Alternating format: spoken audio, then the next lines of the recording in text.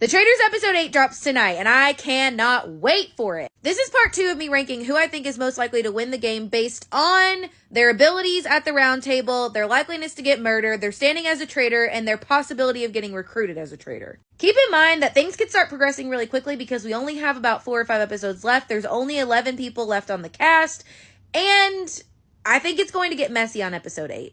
I think it's going to get messy. Now, number 9 on my list, Ivor. If you haven't seen part 1, go watch part 1 and come back. You can see the first few people I ranked. But Ivor is number 9 because, look, he has about the same chance of going to the finale as Sam Asghari. It's not good.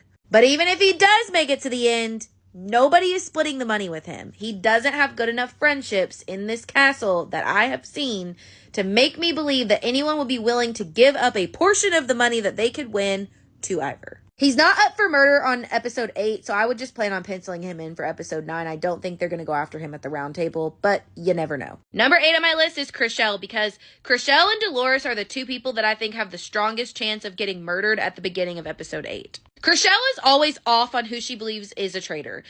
She also trusted Rob, and that leads me to believe that she really just is not a good game player. For all of the people that trusted Rob, so like Chrishell, Dylan, it just ruined my thoughts on them as game players because it makes absolutely no sense to trust somebody like Boston Rob. She also just continues voting for Tom, irregardless on who she believes is actually a traitor or a faithful. She just keeps voting for Tom because she hates him. And that is not valuable to both the faithfuls or the traitors. The traitors can't use her to vote their way, and neither can the faithfuls. So what is the use on keeping her around?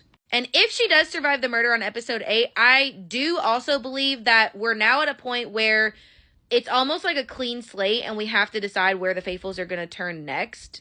And I think Chrishell is one of the people that's a solid place for everyone to turn. She was so willing to turn on Nikki Garcia that could be potentially brought back up again. People could also grasp at straws with Ivor again because he always looked sneaky in the beginning. And people could also grasp at straws with Sierra, but I'll get to Sierra in a minute. Number 7 on my list, Carolyn Weiger. Please don't be mad at me. I know a lot of you guys believe that she has the potential to win the game. I do not agree. When people start thinking about it, she's the only Survivor player that Boston Rob didn't go after. Not a good look for her. She's incredibly salty towards Danielle. We know this based on postseason interviews and a lot of the rumors that are going around that the cast has been giving us little Easter eggs about. And with Carolyn's recent comment towards Danielle about how Danielle trusts Brittany more, I do believe that Brittany is getting recruited, and I do believe that Brittany and Danielle are going to be a big problem for Carolyn, and that is why she is number 7 and not any higher. And I'm going to get into that a lot more on part 3, so stay tuned.